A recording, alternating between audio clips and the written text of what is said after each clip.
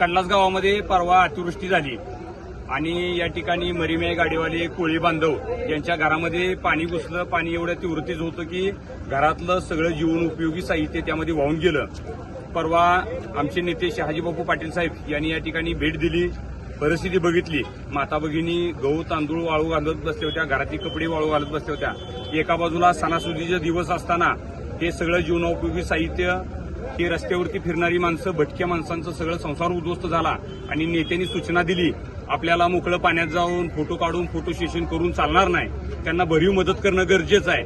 आणि या ग्राउंडवर जनतेच्या तळागाळातल्या समस्या जाणून घेणारा आमचा नेता शहाजीबापू पाटील साहेबांनी सांगितलं की या ठिकाणी तुम्ही जावा. तालुक्यातल्या सगळ्या कार्यकर्त्यांना रात्री बोलवलं.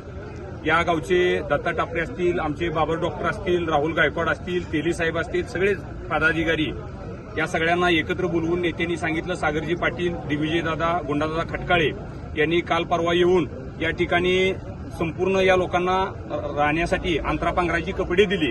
आणि आज या ठिकाणी सगळी आमची शिवसेना, युवा सेना, महिला आघाडीच्या वतीनं या लोकांना पुरेल एवढं, अगदी माळव्यापासून, माळव्याचं 5-6 माळवं, टोमॅटो, बटाटो सगळं मी सांगणार नाही, तेल, मिरची, मीठ, जीवनोपयोगी ज्या ज्या गोष्टी लागतात त्या सगळ्या गोष्टी 15-3 आठवडे यांना पुरेल एवढं आम्ही देण्याचं नियोजन केलंय.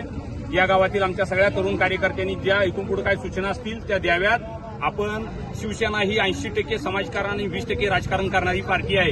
ही बाकीच्या पक्षासारखी 100% राजकारण आणि 100% फोटो सेशन करून पळणारी पार्टी नाही. तरी तळागाळातल्या गोरगरिबांसाठी, 18 पगड जातीसाठी झटणारी पार्टी आहे. या तालुक्यामध्ये 6,000 कोटी निधी देताना आम्ही विचार केला नाही. त्यामुळे ह्या गोरगरिबांसाठी यांना आम्ही वाऱ्यावर सोडणार नाही. यांचा प्रपंच, घर प्रपंच वाऱ्यावर आणि पाण्यामध्ये वाहून देणार नाही. माणुसकीच्या नात्यानं, शिवसेनेच्या शिकवणीनं आणि आमच्या नेत्याच्या शिकवणीनं या लोकांच्या आम्ही ठामपणे पाठीमागे राहू, एवढाच या ठिकाणी शब्द देतो.